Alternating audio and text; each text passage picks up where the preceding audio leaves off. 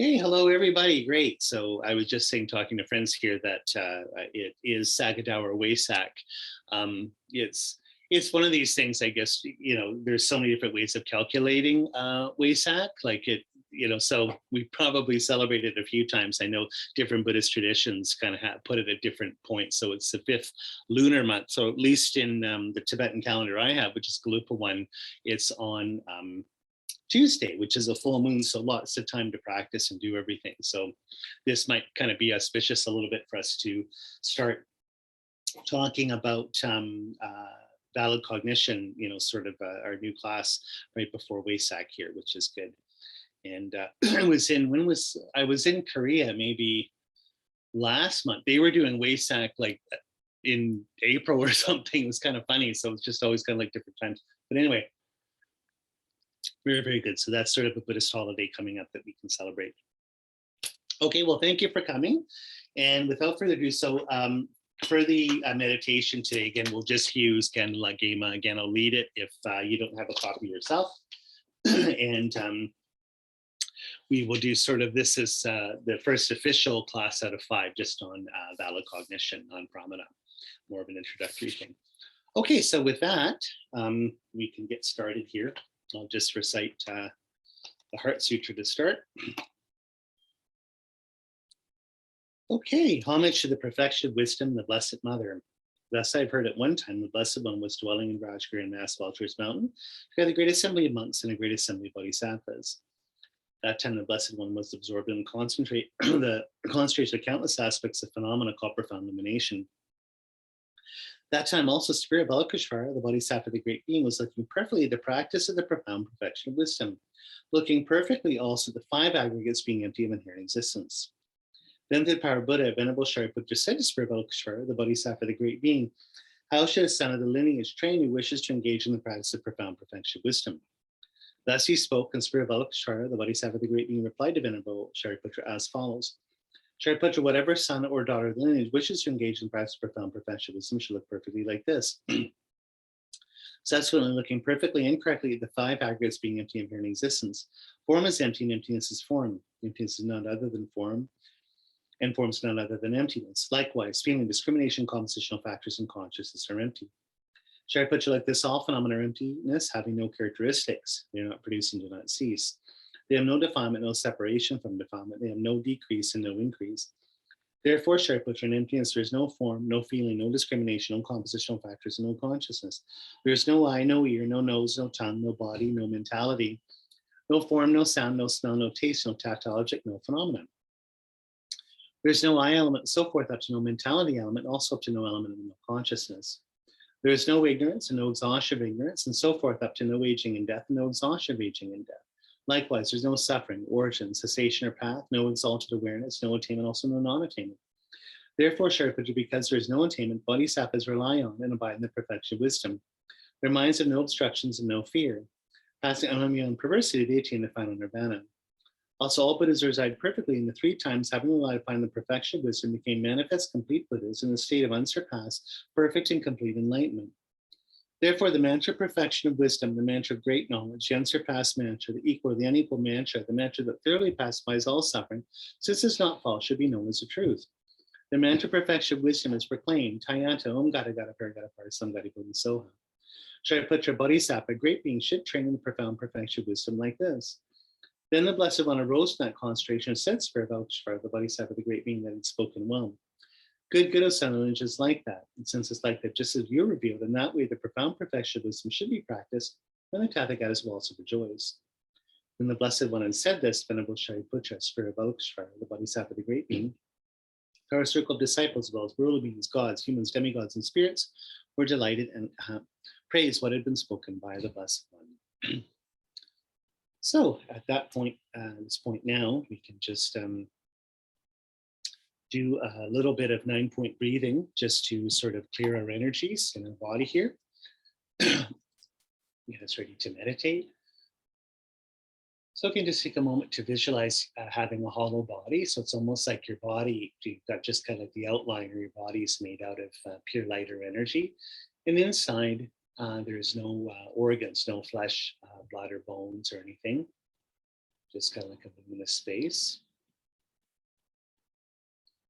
course, it's good to sort of practice doing this for your tantric practice, or even just sort of learning to associate your body and mind with your prana and your mind, right? So getting yourself away from the idea that your body is just flesh and blood, and to see it more as an energetic phenomenon.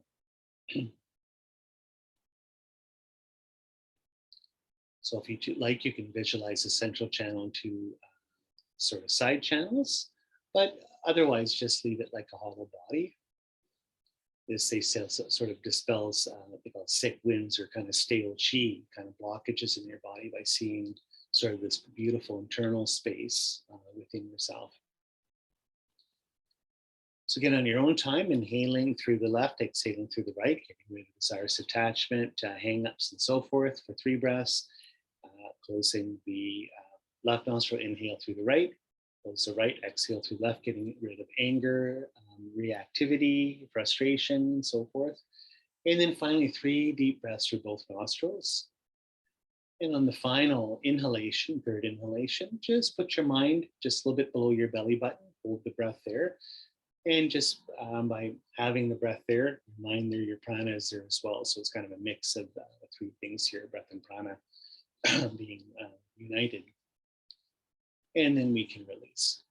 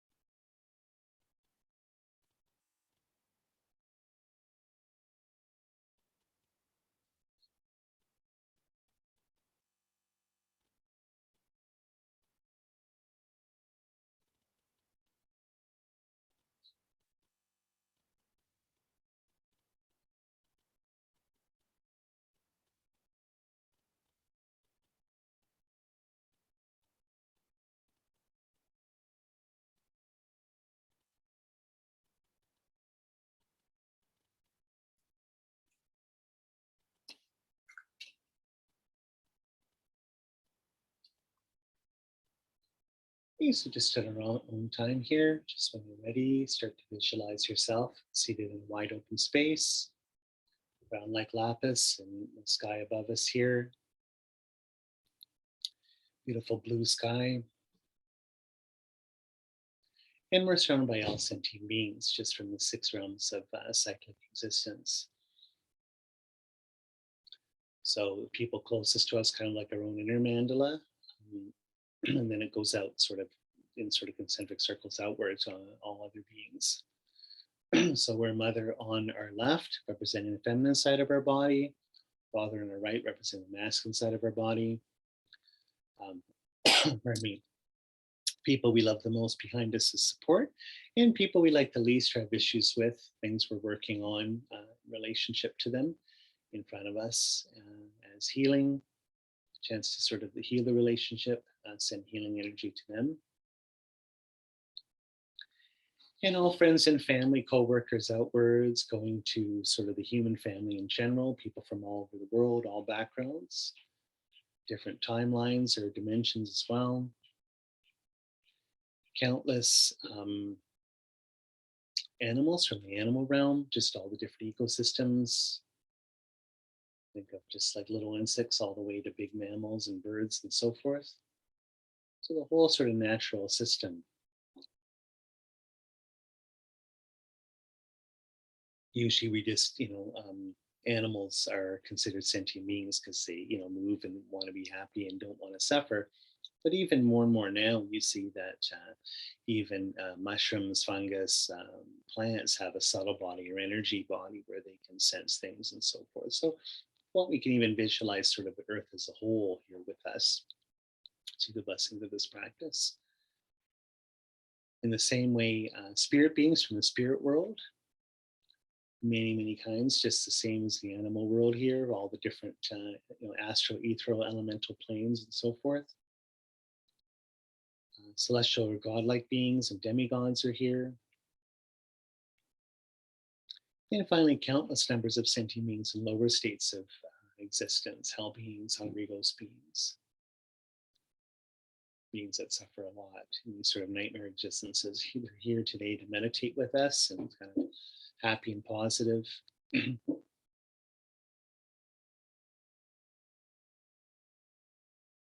So for Ganden Gyema now, we're going to visualize for this meditation we're doing today, Ganden Pure Land or Kashida Pure Land. So it's almost like if the moon was getting closer, like just you look up and just like the moon's in the sky and it's just gigantic. Same thing as just we can feel that Kashida Pure Land, this Pure Land is before us. We're sort of interfacing with it, making a bridge to this Pure Land. And of course, Pure Land is just the emanation of a Buddha's mind. And so technically it's right here before us. We just don't have the karma to see it because our mind is so deluded, negative, and selfish, and so forth. So it's actually already bridged. Technically it's already here, but we just need to purify our mind by doing these kinds of spiritual exercises. That's what we're doing. So we're sort of creating a bridge between these two worlds, our sort of ordinary, mundane, profane, at least in our own mind existence, and this beautiful, pure existence of this Buddha field.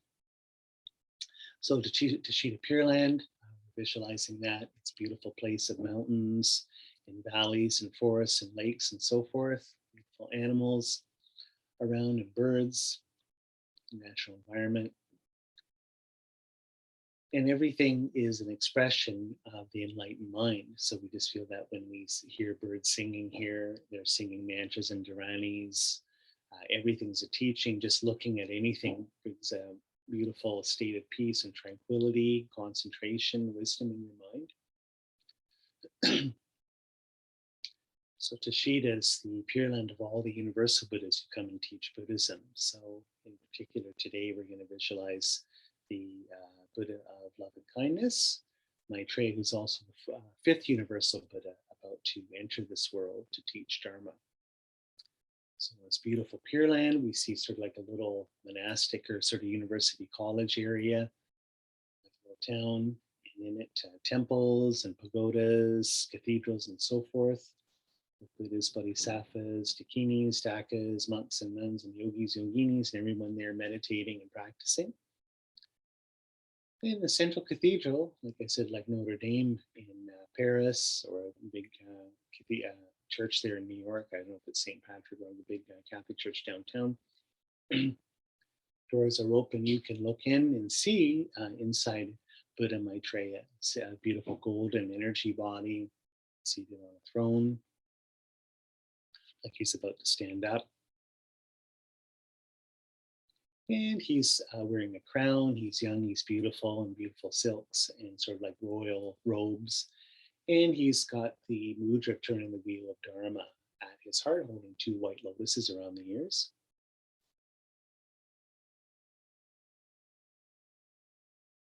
They have a golden initiation vase and 8-spoke Dharma chakra on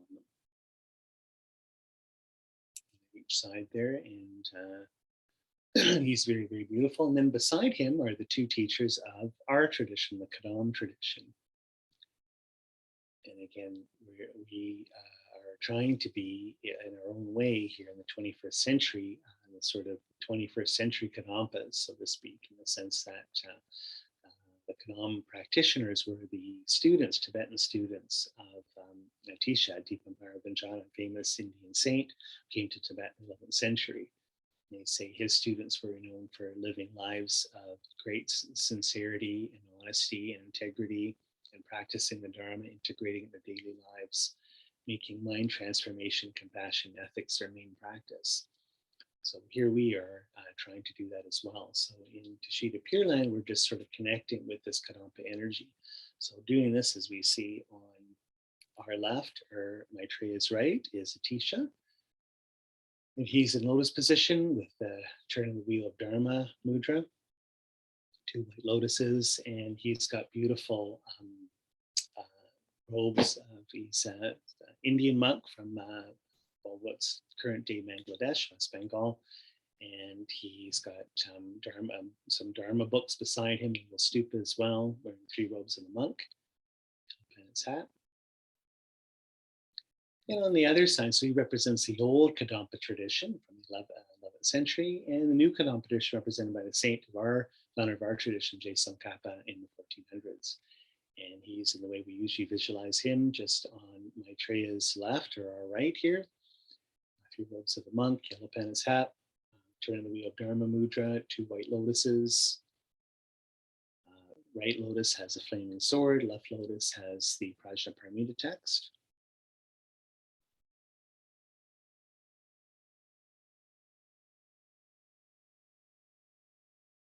So now as we're seeing this, doors open, we're looking in, it's beautiful Pure Land and these great gurus and Buddhas here. And we focus on Maitreya's heart. Suddenly there's kind of like a reflection water of a beautiful golden Buddhist eternal knot that then starts to sort of transform into white clouds. So it might be like some computer program or in a movie where someone opens a door and clouds start coming in or something like that. Is sort of from this heart. Beautiful white fluffy clouds, kind of like whipped cream, are sort of assembling, getting bigger. And now on them, again, is our 3 teachers from the Galupa tradition. Tsongkhapa, again, the form we just visualized him, 3 robes of a monk, yellow pants hat, turning the Dharma, holding 2 white lotuses. And then his 2 heart students, Japa Getso and Kedruche, that really assisted him in his teaching and projects throughout his life. And then after he passed into Parinirvana, took over being the first and second, they call Ganden throne holders, respectively, sort of the head or sort of representative of the Galupa tradition, New Kadampa tradition. So Japa Gatso is on Tsongkhapa's right or our left, and he's a beautiful older monk, 3 robes of monk, lotus position. He's a little Dharma text, and his left hand's right hand is in the teaching mudra at his heart. And Kedrupche sort of looking straight as a more intense look, and he's in the same posture, the same mudra, 3 robes of monk, yellow pen, his hat, little Dharma text in his left hand.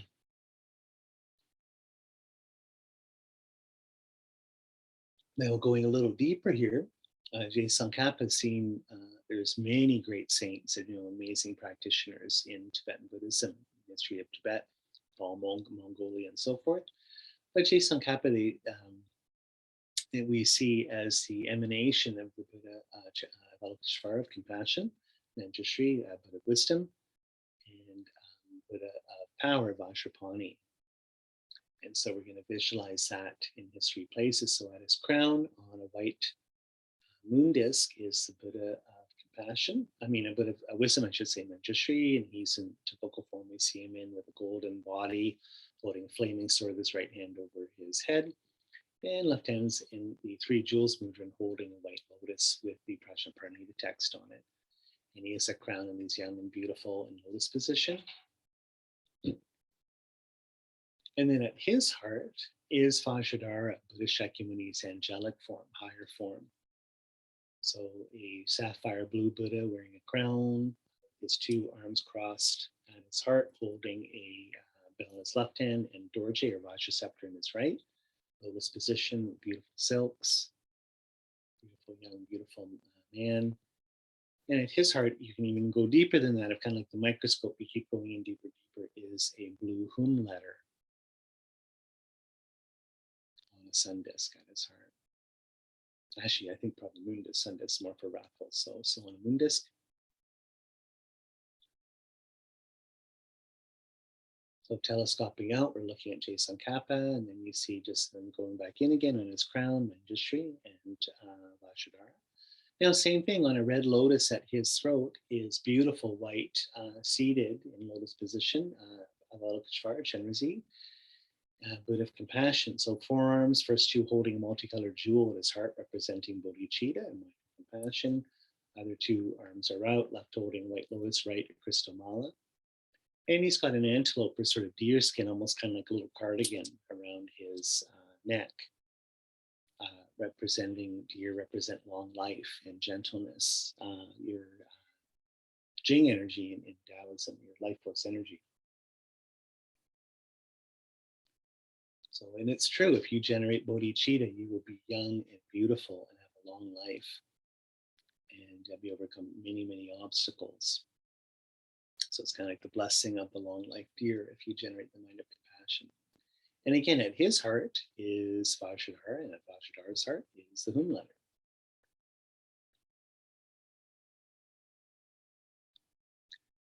Now, at Tsongkhapa's heart now is Buddha power on a sun disk, Vajrapani, and he's sort of dark blue and he's on fire. And he has 5 colored snakes, kind of like little bangles around him, showing he sort of controls nagas in different spirit realm and subjugates. And he's holding beautiful golden dorje in the Rafa Mudra. So like this above his head, his right hand. And then his left, it has Rafa Mudra again at his heart, and he's holding a lasso, so representing controlling or subjugating negative forces. And he's got a little tiger skin loincloth on.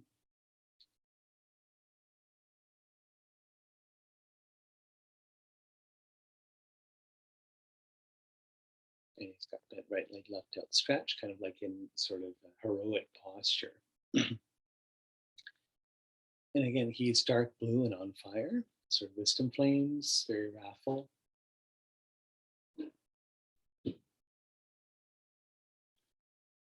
And then at his heart again is Vajradhara, conquered Vajradhara, and with a blue hum at his heart. And looking down at Chopa Gyatso, also known as Gyaltsabje, which means regent, he sort of was Tsongkhapa's main student, took over from him. He has at his heart, because he's seen his emanation of Avalokiteshvara Chenmo, so he has Avalokiteshvara as his heart, forearms, white body, beautiful, Buddha of compassion, and again, Vajradhara, and a blue hum letter at Vajradhara's heart. And Kajipche, sort of looking at you sort of more intense, he has Vajrapani, Buddha of power at his heart, showing that he's an emanation of Vajrapani. And Vajrapani has, again, Vajradhara at his heart, and a blue hum at Vajradhara's heart. So there's all these beautiful Buddhas here. So again, everything we're visualizing is made out of energy or light. Just kind of like a hologram, or sort of made out of, sometimes you can get sort of lasers, make like a little display or something like that. Everything's made out of beautiful light here. Which is why, like in Japan, they call Buddhas Nyorai, which means light being, which I think is sort of a nicer way of putting it. All these light beings. So taking refuge from our heart here, I take refuge in Buddha, Dharma, and Sangha until I attain enlightenment. By the merit accumulated from practicing generosity and the perfection, may attain enlightenment or to benefit all sentient beings. I take refuge in Buddha, Dharma, and Sangha until I attain enlightenment. By the merit accumulated from practicing generosity and the perfections, may I attain enlightenment or to benefit all sentient beings. I take refuge in Buddha, Dharma, and Sangha until I attain enlightenment. By the merit accumulated from practicing generosity and the perfections, may I attain enlightenment or to benefit all sentient beings. Again, one more time. I take refuge in Buddha, Dharma, and Sangha to attain enlightenment. Merit accumulated from practicing generosity and the perfections, may I attain enlightenment or to benefit all sentient beings. May all beings have happiness in its causes. May all beings be free of suffering from its causes. And its causes, may all beings constantly dwell in joy, transcending sorrow. May all beings dwell in equal love for both those close and distant. So just taking a moment, we're generating refuge and bodhicitta here, which to attain enlightenment for the welfare of all beings.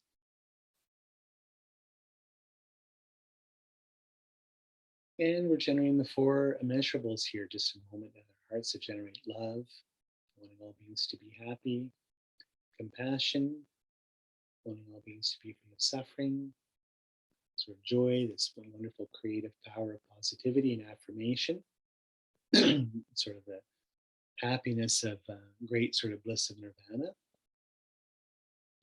and equanimity, not being sort of an extreme person, being caught sort of the web, sort of the dilemma of hope and fear, or aversion and attachment, these kinds of things.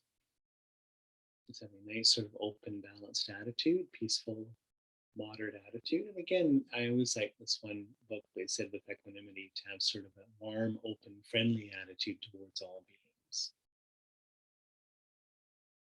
So cultivating that.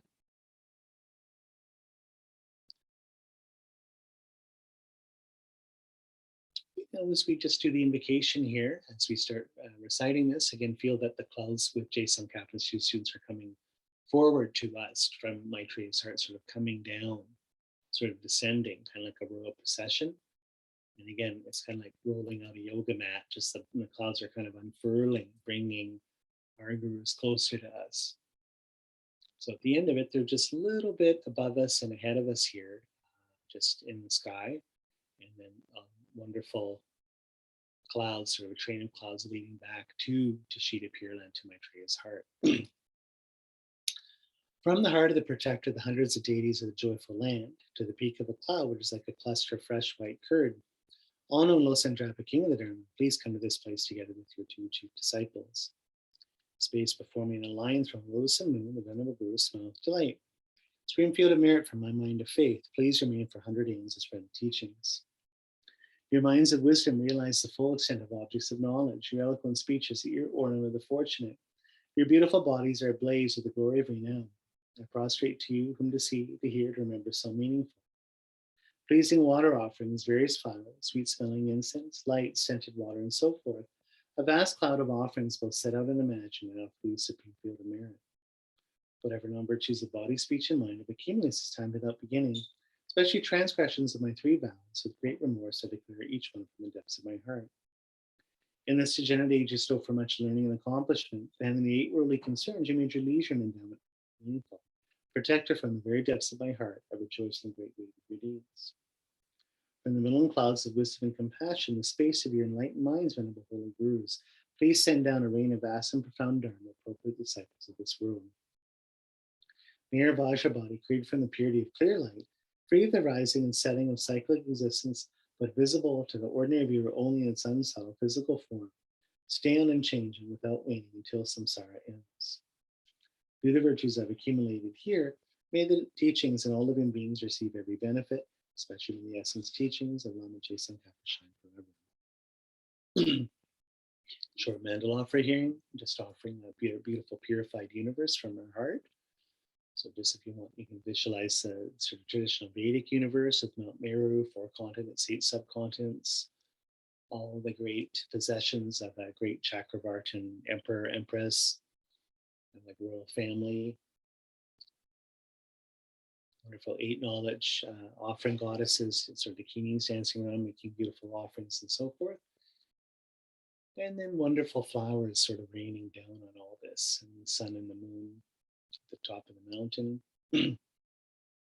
Whole purified universe we offer up to the gurus here. This mandala is built on a base resplendent with flower, saffron, water, and incense, adorned with Mount Meru, the 4 lands, sun, and full moon. By offering this pure mandala to you, assembly of Buddhas here before me, may all living beings experience pure happiness and be reborn in pure lands. The objects of desire, aversion, and ignorance, friend, enemy, and stranger, my body and all possessions, these I offer without clinging for your enjoyment. Please bless me and all living beings to be released from the 3 poisonous minds. I send forth this jeweled mandala to you, precious gurus. Om Idam Guru Rana Mandala Kuyati. Now, after having made that just offering right here, We can visualize it from the hearts of the three gurus here in front, sort of in front of us. Wonderful golden light is coming down and blessing all the beings around us. So just like sunlight in all directions, beautiful sunny day. Sunbeams coming down like out through a window. And for ourselves, it's kind of like the puja or chant master or whatever here. On behalf of all beings, we can visualize three sort of tubes, like little needles of light coming with joy at the crown of our head from the hearts of Tsongkhapa and his two heart students, Chapa Gyatso and Kejupche. And sort of they're like little golden tubes or needles of light. And in it is now kind of like a golden nectar going out. So it's like little straws, they come to the crown of our head and then start filling this up. So you might have that like a little science experiment where you have a decanter and the little tube goes into the other little beaker or something and starts filling it up with the substance. Here it's the same thing. We're just being filled up with golden nectar.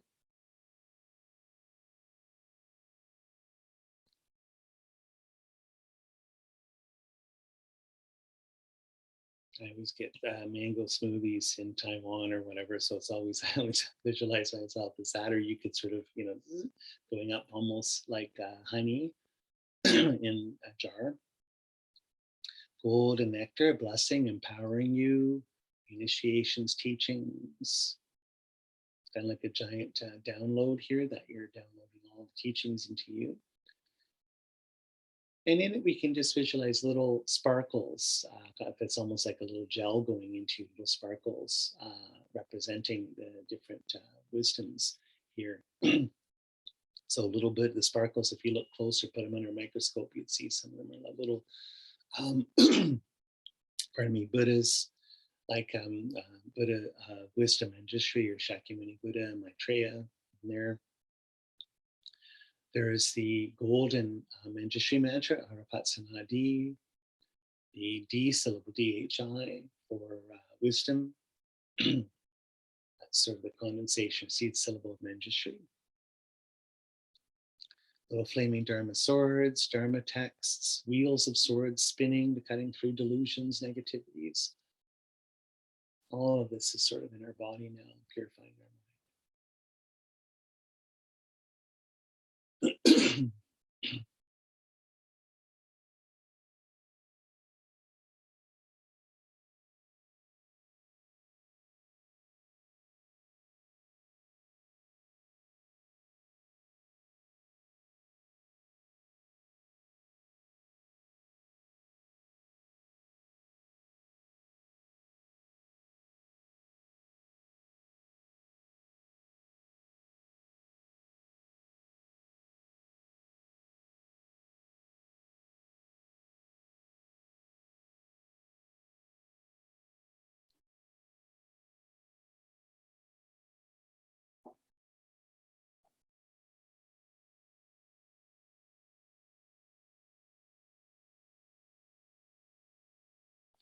So again, giving wisdom, like great wisdom, clear wisdom, profound wisdom, quick wisdom, wisdom to compose Dharma texts, wisdom to teach Dharma, wisdom to debate and do logic and so forth. All these wisdoms, we're kind of downloading all these. It's like little apps that'll be running in our nervous system here.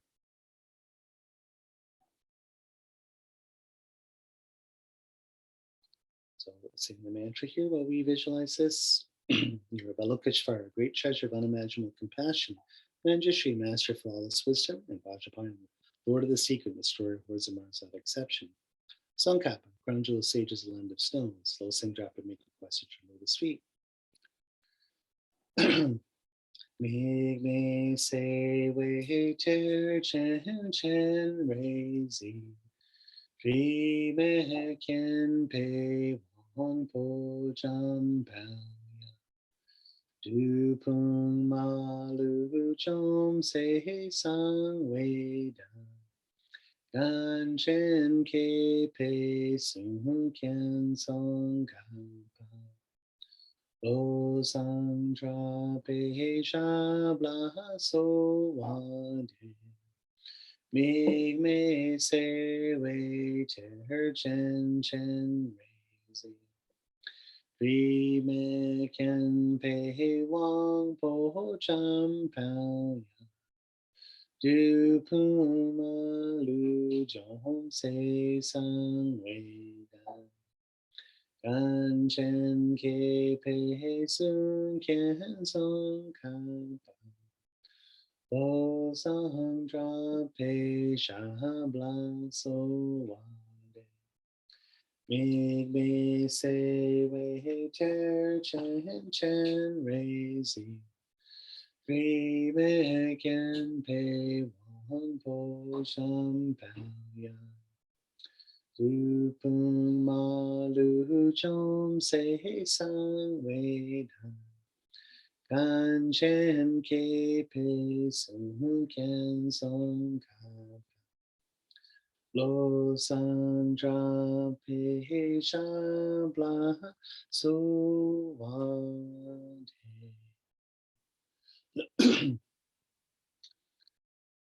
So with this, now we visualize inside of ourselves, beautiful little, about the size of a quarter or so, 8 petaled white lotus that's flat, just sort of open.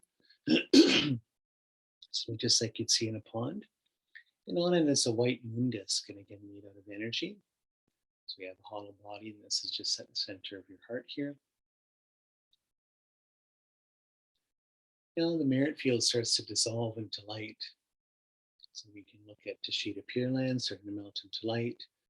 It's up dissolving into Tisha and Tsongkhapa, back onto Maitreya. Maitreya becomes a ball of golden light like the sun. And slowly coming towards us here, sort of melting up, sort of dissolving all the clouds, and then he melts into Tsongkhapa.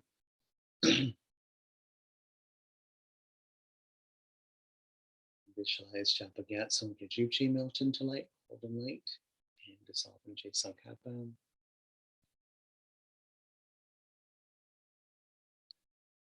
So we visualize that first of all, Manjushri melts into light, sort of dissolves inward. Chenrezig or Velikshvara melts into sort of white light, dissolves inward. And then even Tsongkhapa melts into his heart, sort of going from top and bottom inwards. Excuse me. Into his heart, to Vajrapani. And Vajrapani then melts into sort of blue light and dissolves into Vajradhara. So we just have Vajradhara, sort of Tsongkhapa's true nature, or his true identity as Buddha Shakyamuni. So Vajra is like a beautiful blue diamond or sapphire in the sky. And we cite these verses here. Glorious, precious Rukuru, please come to the lotus and moon seat at my crown. And in your great kindness, please remain with me. Bestow upon me blessings of your body, speech, and mind. Glorious and precious Rukuru, please ascend the lotus and moon seat of my heart. In your great kindness, remain with me. Please grant me the calm and supreme realizations. And glorious, precious Rukuru, please remain on the lotus and moon seat of my heart. In your great kindness, please remain with me. Please remain until I achieve the essence of enlightenment. So at this point, Vajradhara sort of comes to the crown of our head here. Turns around, facing the same direction. Again, he's quite small. He's like size a little piece of corn or sunflower seed. Enters the crown of our head here, our crown chakra. Slowly descends in the central channel to our heart, sort of landing like a little helicopter in a pad on the moon disk there. And then the lotus closes. And when it does this, again, just we can feel just sort of like a little flower closing at night. There's 2 mantras sort of turning clockwise and counterclockwise. So the clockwise below one, just more at the base, is Manjushri's mantra, Arapatsanandi. And above it, counterclockwise, is Tsongkhapa's mantra, Maguru Vajradhara Samadhikirti Siddhi.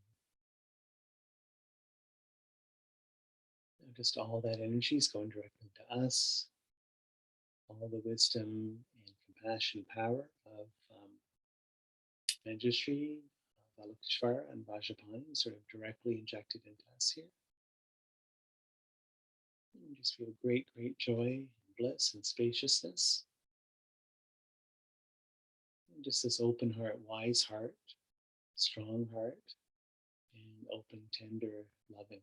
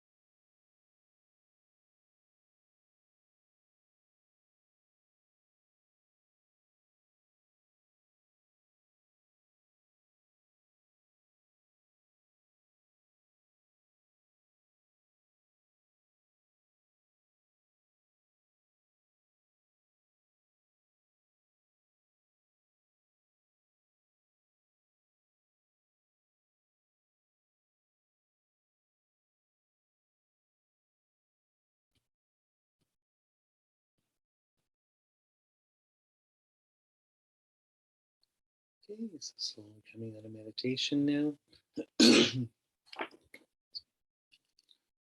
Okay.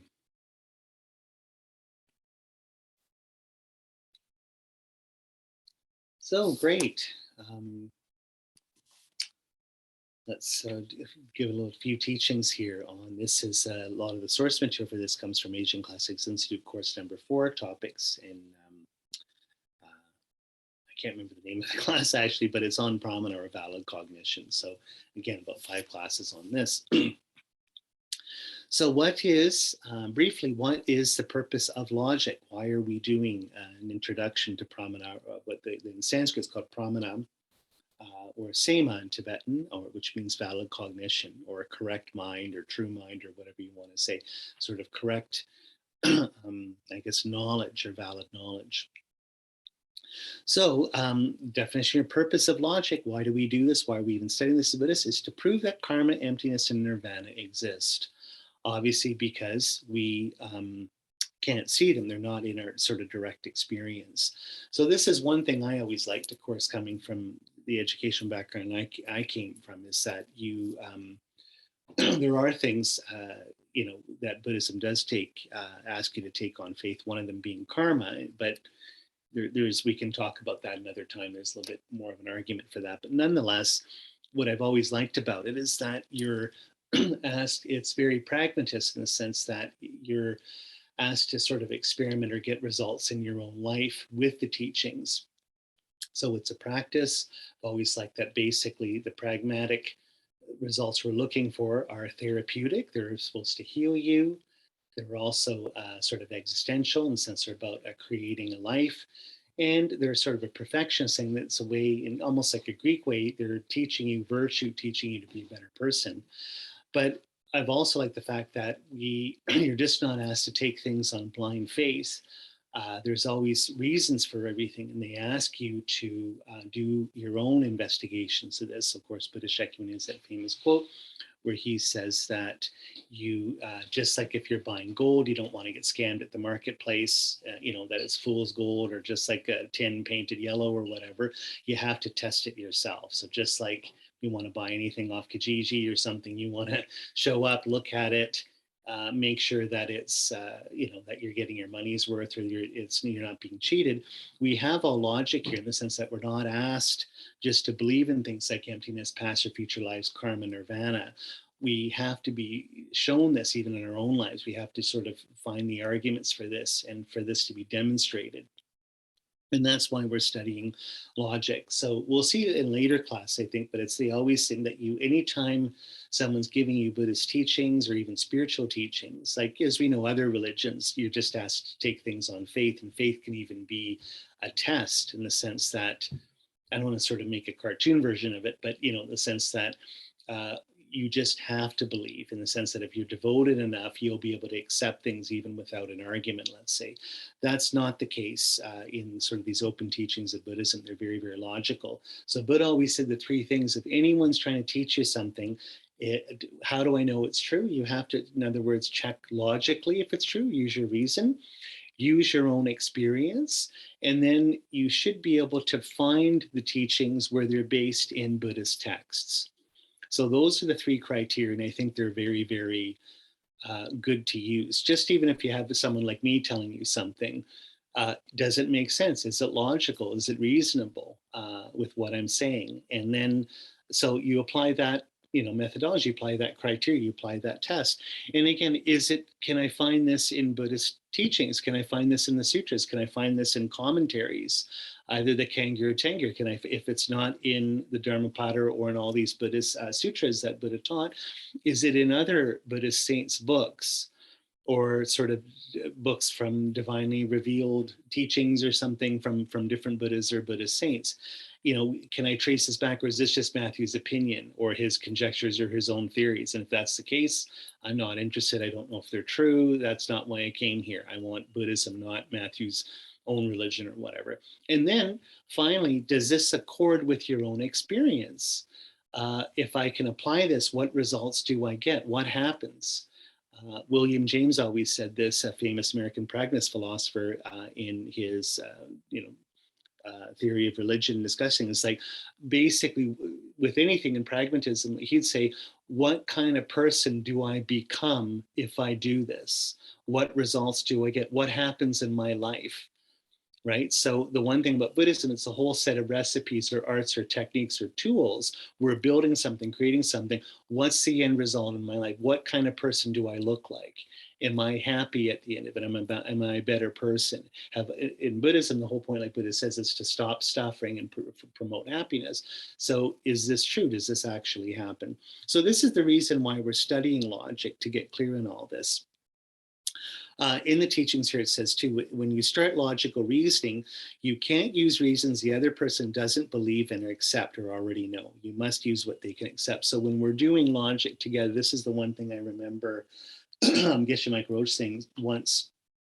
When you're doing debate, because it's also just like debate, you have to agree with the first premise of the syllogism. So that part, or a thesis, everyone has to agree with.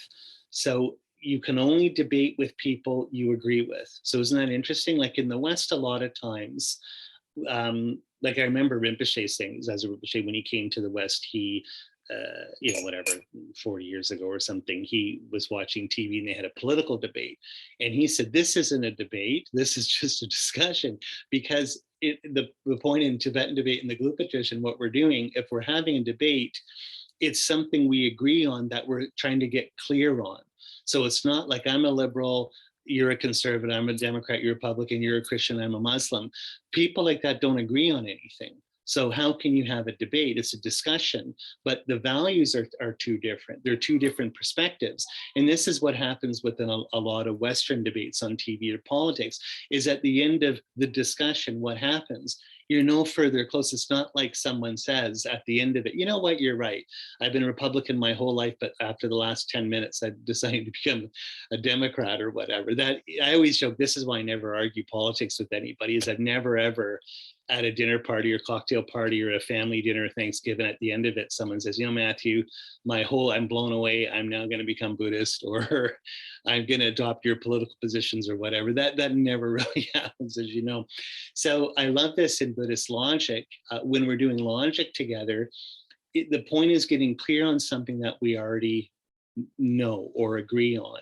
So if you can't agree on the first premise or the topic you're debating, it's not a debate. So you see that it's not about winning. It's not about proving something wrong to people. It's not about being a hot shot, like Plato warned about teaching dialectic or logic to young men. He always said then they run around just making everyone look like they're stupid, and that, it's sort of like a power game or a parlor trick.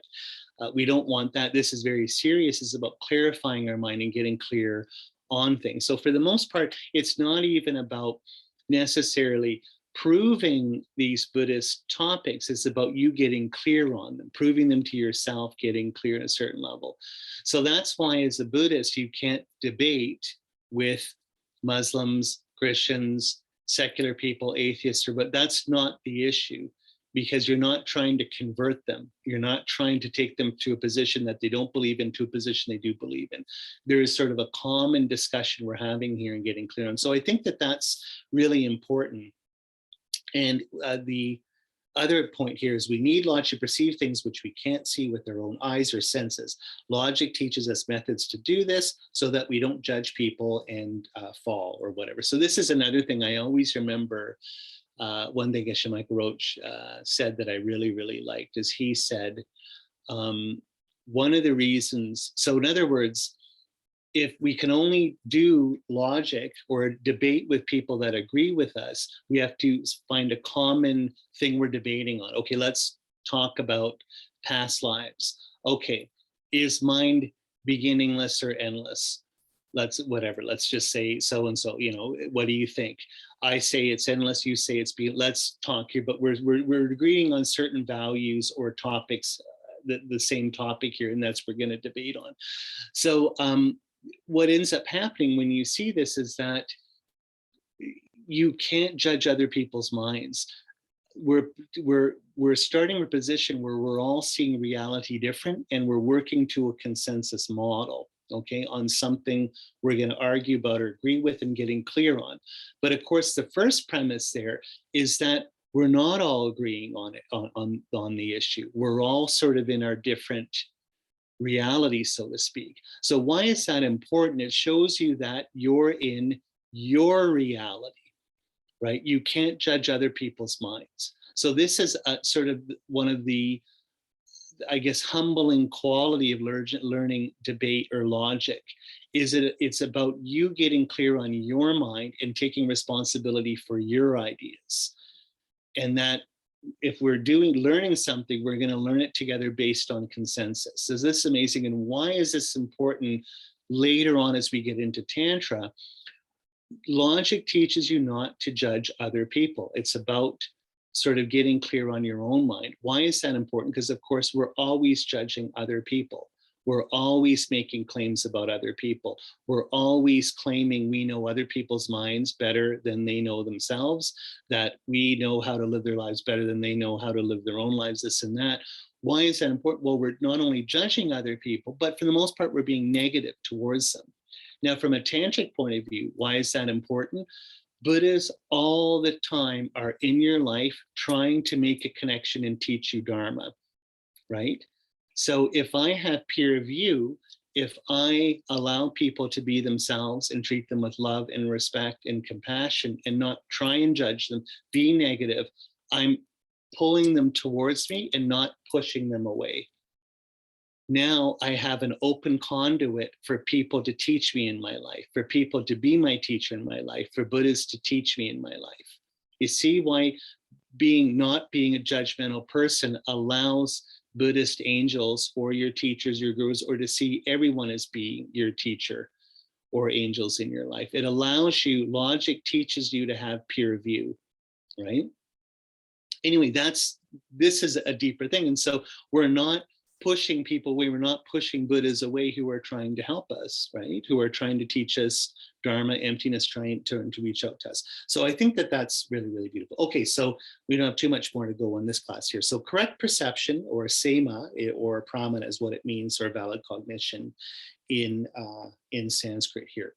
So what is a valid perception, valid cognition? Is a normal, unaffected perception. In other words, a normal person under normal circumstances, not being affected by external factors, impaired perception, drugs, mental illness, being sick, your experience sort of being a clear-headed, awake, attentive person, being able to see things. That is what, so in Tibetan, Sema, Mikpa, Yupe, Senni, or the definite. So the definition of existence, that which is perceived by a pramana. So for something to exist in my life correctly, for me to sort of see something as being valid, I have to see it with an attentive, clear mind, okay? So that's what we want to have. And you can see the more you practice mindfulness or meditation, the more your mind is less sort of diluted or impaired or clear, the more you can see clearly. So even here is the definition of existence. What does it mean to exist for Buddhists? Is that which is perceived by a pramana. So if I experience something clearly and distinctly, so to speak, in my experience, I can say that that exists, okay? So on sort of a base general, my sort of base general definition of what valid cognition or valid perception is, that's what it is being able to see with a normal, unaffected perception, seeing something, seeing that exists, I can take it as being exists. So you can see that even in your own mind, experientially, empirically, or pragmatically, if something exists for you, then it's true. If you experience it like with a very sort of clear, undiluted mind, I can say that it's true on that level. Okay, we're going to get sort of more and more into this. And finally for today, the 3 levels of reality. So number 1, and these are, I'll just say them in Tibetan, Nungyur, number 2, Kokyur, and finally 3, Shintu Kokyur. So what is that? What are the 3 levels of reality for valid cognition? 1, things which you can perceive without any problem. Number 2, hidden things. We can perceive them through reasoning or logic. Okay, we have to sort of think or use, again, logic to perceive this level. And finally, number 3, deeply hidden phenomena, deeply hidden things, which is only an enlightened being can see this. So the first level reality is the level of valid perception or valid cognition we usually see, which is things all around us in our experience. That's, you know, that none of that sort of contentious. This is things in your everyday life. Number 2 are hidden things. So in other words, I always remember Rinpoche saying you don't need logic for the first level. We don't need reasoning for open things or visible things in our life. So Ludwig Wittgenstein, probably my favorite philosopher, always said, if you see somebody, in other words, philosophy wouldn't make sense to normal people in a normal context. So if you just come to 2 people sitting in a park, 2 friends of yours, and one's going, whatever, is this a book or is this brown? If you overheard that, you think, why does this person ask the question? Of course it's a book and of course it's brown. But if Wittgenstein said, someone said, oh, we're doing philosophy, then you say, oh, okay, they're not crazy. And what that shows is that you don't need that level of reasoning in your day-to-day life. I've always found it funny because this is one thing, like Martin Heidegger, that famous German philosopher, always said, is that your everyday life is disclosed to you. It's just in front of you, present in terms of handy things that you're doing. And so you never theoretically engage in your normal everyday life. Right? You're going about your projects and things are appearing as handy things to get things done. So he always said, like, philosophers that think that you're theorizing in your day-to-day life, it's not correct. Like, I always had these philosophy classes where it's very funny. People said that and again, I'm not making fun, but everything you do is a philosophical claim or judgment. So in other words, I'm getting up, I'm making a judgment that I can walk to that refrigerator, I'm opening the refrigerator, that's a judgment I'm making. It might not be true. But when you think about that, you never do that in your day-to-day life. That's something you do in a university seminar, right? You don't think that, you don't engage in that kind of behavior when you're going about your day-to-day life. So that first level of reality, you don't need logic. But the second level, Kokyur, hidden things, we need logic or reasoning to perceive these, and you use reasoning for that. So what is that? Well, for instance, emptiness or subtle impermanence. The fact that we know I'm getting older every day, but that's not obvious. I know things are changing in a gross way, but I don't know, let's say that my mala is changing in a subtle way at each moment, becoming different, aging, falling apart, because I can't perceive that. It's a hidden phenomenon, right? So emptiness, the fact that things lack an inherent existence, is completely invisible. But that's, everything around you is empty, but it's a hidden phenomena. So you need logic to explain that to people, and even logic for yourself to understand that. So this is what's hard if you've ever had this, because, you know, whatever, I might want to be Dharma teacher here, but people always say, well, you know, like, let's say, you know, a normal person's not a Buddhist. Well, what's emptiness? I can't show that to them. Like, if, let's say, your grandma says, oh, can you, well, what's the whole point of Buddhism? Well, let's say it's emptiness, whatever. Well, what's that? Well, right away, I can't say, oh, grandma, it's whatever, it's this, you know, it's my mala. See, this is emptiness. Oh, here it is. Oh, yeah, it's whatever. It's like a, you know, it's a bunch of beads or something. It's something I have to use logic to get to. And you see this, and that's why emptiness, although it's something we realize experientially and existentially in our life, to understand what it is to meditate on it, we need we need to do reasoning. We need to study it. It's actually a topic we have to study logically and use our reason for it. So it can be demonstrated that way, just like they say it's inferential. Just like if there's smoke coming out of an apartment, I can say that there's fire there. If I go in and look, oh, someone's burning their dinner or something on the stove. Emptiness is the same kind of thing. We have to demonstrate it intellectually through reasoning, but it's inferential. There is evidence, or sort of symptoms almost for it in our experience of day-to-day life, and we can inferentially reason what emptiness is based on that. And then the final one is deeply hidden phenomena, and this is the one they always give, is the subtle workings of karma.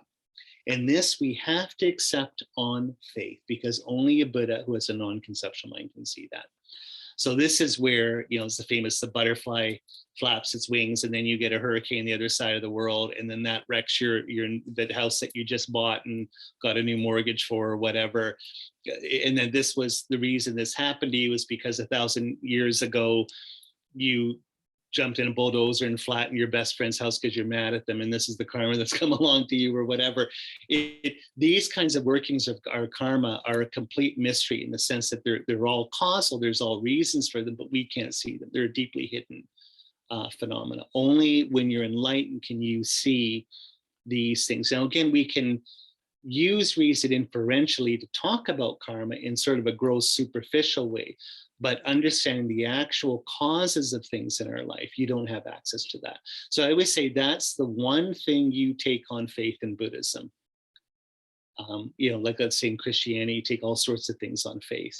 But in Buddhism, that's the one thing you take on faith, is that everything in Buddhism is karma. The fact that lives are, there's endless past lives, endless future lives, that there is a path to enlightenment, there are cessations of suffering, there are true paths to these cessations, what enlightenment is, what nirvana is, all that are explanations from karma. And the thing with karma is I don't have the full picture on it. I just have an inferential picture, so that's taken on faith.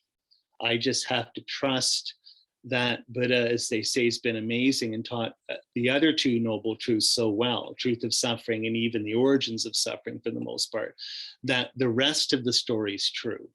I'm taking it as a moral teaching, that this moral example of Buddha, who's this amazing guy, that he's not going to lie to me and pull my leg, that this isn't false, that when he says that he can see all these things and we can't. So it's what I always say, don't judge other people with their karma, because we don't know it. You literally don't know it till you're enlightened. So if whatever, you know, Deb, you get a flat tire driving up to Nelson. Oh, well, I know why that happened, Deb, because she's not a good Buddhist. She doesn't meditate enough. And, you know, in Buddhist communities, you always hear this kind of song and dance from people. Well, we know why Matthew didn't get that job, because, well, he didn't come to that retreat last year. You have no idea what people's karma is. You have no idea what other people's, your own karma is. So how can you run around making judgments of other people? And I've heard this time and time again. Even people say political things. Well, Trump got in or Tibet fell in 1959 because you have no idea what you're talking about, pal. So keep your opinions to yourself, because that's all it is. And only Buddhists can see that third level of reality. In other words, we have the valid cognition for the first level, and then the valid cognition we have to have is what they call inferential valid cognizers, or correct reasoning about emptiness, let's say, right? We get in big debates about that.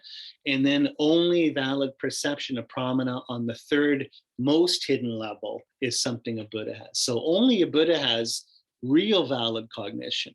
We've just got like the first layer of the cake. They have it all the way down to the bottom. Okay, so Geshe Clear says it's good. The source of the world's problems are the fact of levels number 2 and number 3, because we're always making judgments. We're coming up with all sorts of theories and conjectures, conspiracy theories, different religions, different political philosophies, this and that, about the world and about ourselves, which for the most part, aren't correct. And why it's a problem is we act ethically on them, right? Is we're always making, you can see this, you live long enough, you see all the silly fads with people's values and religions and politics coming and going, up and down, everything, all left-wing stuff, all right-wing stuff, all up-down stuff, all black and white and purple, and all the different beliefs that people have and act on them, a lot of times very, very negatively, are based on people's views. So in a lot of ways, you can see that the hidden things and the most hidden things are the real issue. So that was the last thing I have, is that we need correct deductive reasoning to perceive the hidden and very hidden things. So we, as Buddhists, are focused upon the things other people can't see, or we are focused on hidden things, which makes us mystics. We are mystics. We are focused on hidden things. Emptiness is a hidden thing. Karma is a most hidden thing. So this is what's funny, is the most important things for us as Buddhists are hidden, but they're right under your nose, right? You think about it. Emptiness is everywhere around us. Everything is karma. Everything is changing. Everything's impermanent because it's changing according to causes. So that's karma, and yet at the same time, it's hidden from us. So how we get to it is we have to train our mind, purify our mind, so we see it directly. We get a valid cognizer, valid cognition. So just to end on this, this is the difference between valid cognizers we have now, is when I see my mala correctly, like I'm not on drugs and it's not appearing to me as purple or whatever, I don't have cataracts, I can't see it properly.